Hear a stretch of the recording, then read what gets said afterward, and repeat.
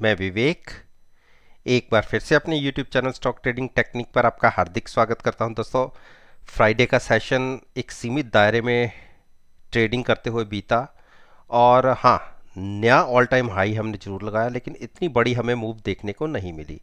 केवल हम 34 से 35 पॉइंट या इंडियन मार्केट के हिसाब से देखा जाए तो 30 पॉइंट के आसपास की हमने एक हायर साइड की क्लोजिंग दिखाई।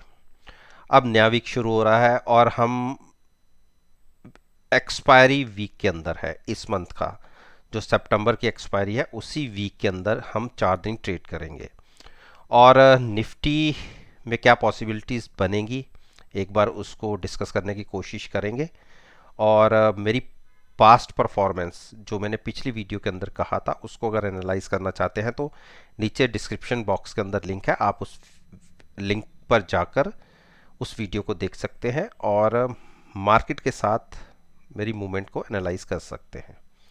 इसके साथ साथ मेरे व्हाट्सएप ग्रुप की परफॉर्मेंस की अगर मैं बात करूं तो जो फ्राइडे के सेशन में मैं सारा दिन अपने ग्रुप के अंदर नहीं था, मेरा एक अर्जेंट वर्क था, उस वजह से मैं तकरीबन आप मानिए 12 बजे के आसपास मैं अपने ग्रुप से एग्जिट हो गया था। तो उससे पहले भी हमने तकरीबन 4-5 ट्रेड्स लिए, जिसमें से जो टीसीएस था हमने प्रॉफिट के साथ क्लोज किया। केवल 15 से 20 मिनट के अंदर ही हमें लॉन्ग साइड पर हमने ट्रेड लिया और 36 पॉइंट्स का हमें प्रॉफिट रहा।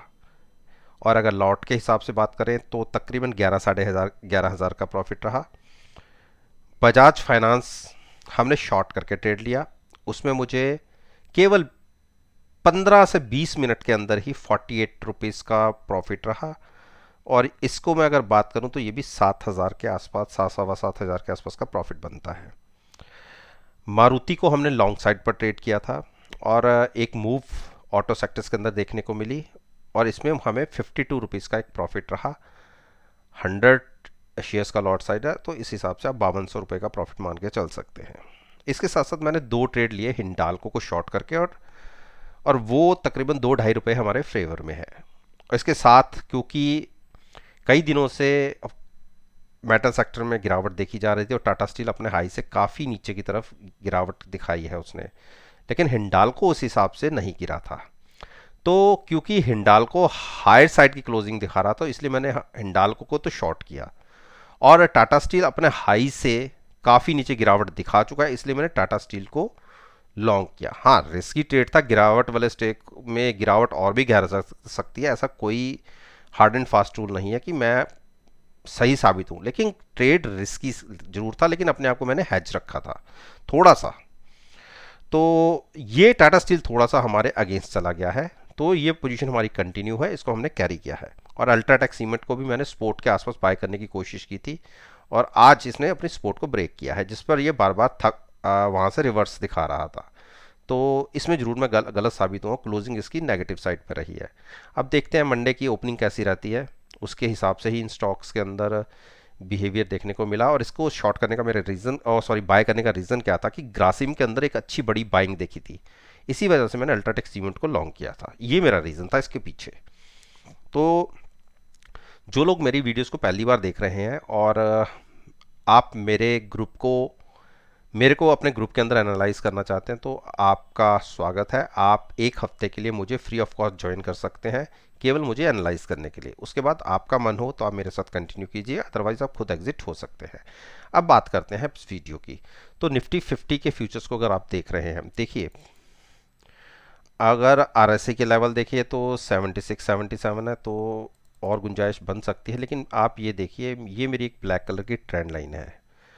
निफ्टी ने इंट्राडे के अंदर फ्राइडे सेशन में इसी को छुआ और क्लोजिंग इसके ऊपर आई है। अब 27 तारीख के हिसाब से जो प्राइस बनता है वो बनता है नीचे की तरफ का 865 के आसपास और हम वहीं पर ट्रेड कर रहे हैं। आप देखिए 867 की लास्ट क्लोजिंग है, तो 865 पर एक सपोर्ट बनती है। अगर ये सपोर्ट ब्रेक होती है तो एक छोटी सी तकरीबन 150-200 पॉइंट की एक गिरावट देखने को मिल सकती है, क्योंकि निफ्टी इतना बड़ा इंडेक्स हो गया है इस आज की डेट में, तो 100-200 पॉइंट इसके लिए कुछ नहीं है। आधा परसेंट के आसपास का ट्रेड बनता है कुल 1% के आसपास, तो 1% तो कभी भी कोई भी इंडेक्स मूव देख ही सकता है। तो उस केस में हमें 600 के आसपास एक सपोर्ट दिखेगी। और ट्रेंड अभी बुलिश ही चल रहा है, मैं कहूँ कि ट्रेंड रिवर्सल हो गया है, लेकिन आप देखिए MACD नेक टू नेक चलती है, कभी ऊपर हो जाती है कभी नीचे हो जाती है, तो ऐसे में हाईली रिस्की ट्रेड होंगे और हम एक्सपायरी वीक के अंदर भी है, तो देख भाल कर ही ट्रेड लीजिएगा। और कोई भी ट्रेड ले रहे हैं मेरे हिसाब से स्पोर्ट, जो हम स्पोर्ट पे ही खड़े हैं, अगर आप यहाँ से लॉन्ग में जाना चाहते हैं तो बिल्कुल जा सकते हैं। अभी कोई स्ट्रेंथ वीकनेस नहीं आई, लेकिन मेरी एडवाइस रहे कि कोई गिरावट आती है 150 से 200 पॉइंट की, अगर 600 के आसपास या 450 के आसपास निफ्टी मिलता है तो वहाँ पर फ्रेश लॉन्ग कीजिएगा। जो हैजिंग के साथ लॉन्ग में बैठे हुए हैं वो अपनी पोजीशन को कंटिन्यू रख सकते हैं। अब बात करते हैं बैंक निफ्टी। देखिए बैंक निफ्टी अपने हाई से थोड़ी सी गिरावट दिखाई, और मैं कंफर्टेबल होऊंगा अगर आपको ये 3700 या उसके नीचे मिले, तो थोड़ा गिरावट का वेट कर लीजिए। ऑल टाइम हाई के ऊपर ट्रेड कर रहे हैं, कुछ गिरावट मिल भी सकती है, ऐसा नहीं है। 1500-1600 पॉइंट बैंक निफ्टी कुछ समझता नहीं है। देखिए जैसे यहाँ से एक बार मैंने यहाँ बोला था कि आपको 1400 पॉइंट नीचे निफ्टी मिल जाएगा, और देखिए उसके बाद 1200 से 1400 पॉइंट नीचे मिल गया। जो यहाँ से लेके बैठे हुए हैं वो उनके लिए एग्जिट पॉइंट है, आप एग्जिट कर सकते हैं। और जिन्होंने फ्रेश करना बाय करना है, एक बार फिर से स्टॉक 3700 के आसपास मिले, इंडेक्स मिले, तो आप वहाँ से पोजीशन बनाइएगा लॉन्ग साइड पर। और ओवरबॉट हुआ नहीं है कि हम शॉर्ट करके बनाए, तो शॉर्ट करके ट्रेड नहीं लेना, गिरावट पे बाय करने की स्ट्रेटजी रहेगी। रिलायंस, देखिए रिलायंस ने एक रेंज बाउंड ट्रेडिंग दिखा रहा है रिलायंस, जबकि मेरा ये मानना था कि अगर गिरावट गहराती है और स्टॉक 2380 के आसपास मिलता है तो हम वहाँ बाय करेंगे, वो मैं अभी भी कायम हूँ। अब थोड़ा सा मैं नज़रिया और ऊपर का कर लेता हूँ, अगर 2430 के आसपास मिलता है तो वहाँ से लॉन्ग कीजिए, शॉर्ट अभी मत कीजिए।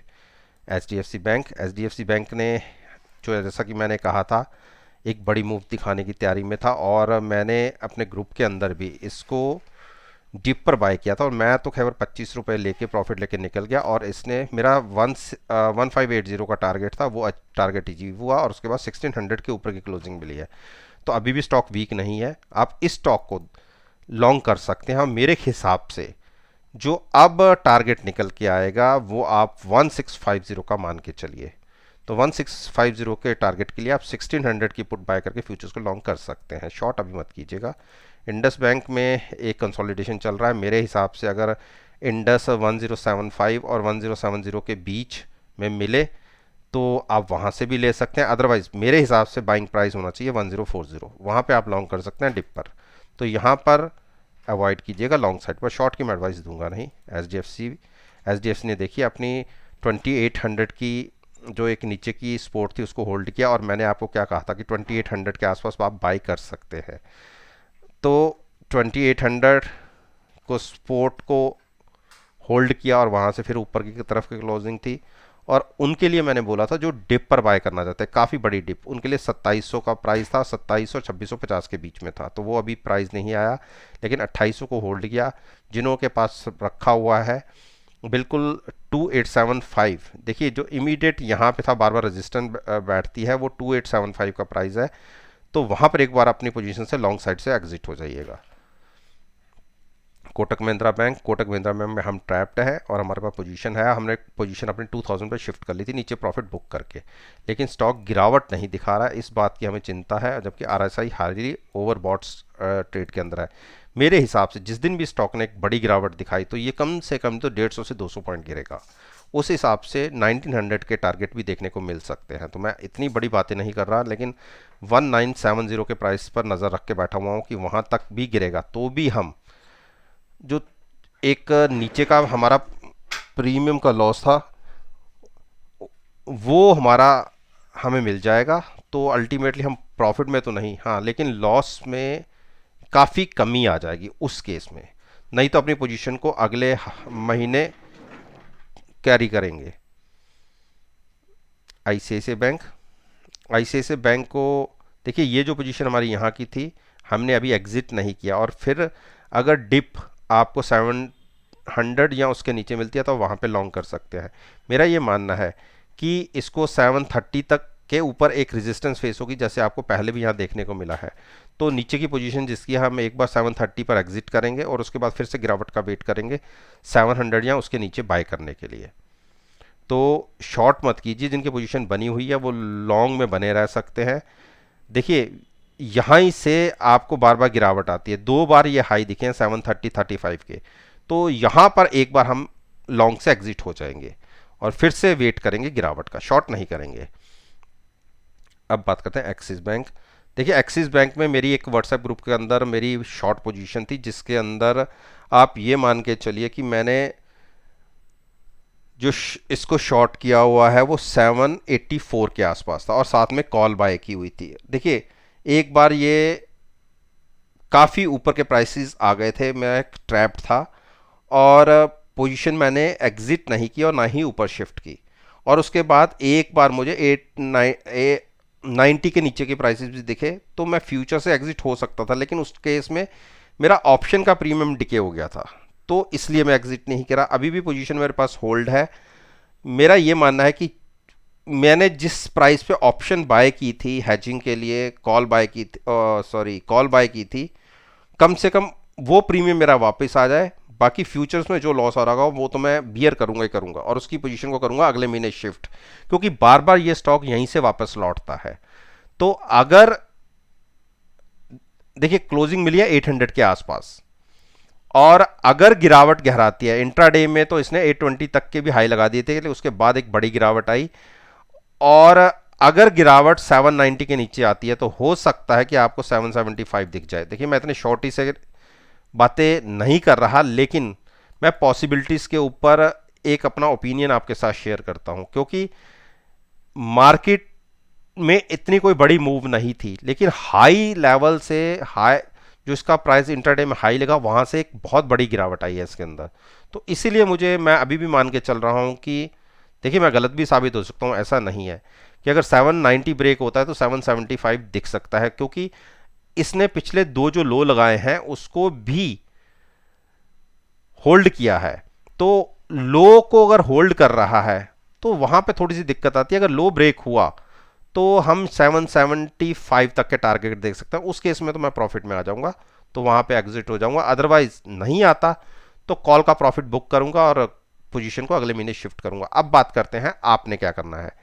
देखिए मैं शॉर्ट की एडवाइस आपको नहीं दे रहा, लेकिन डिप में अगर 775 के आसपास मिलता है तो आप लॉन्ग कीजिए।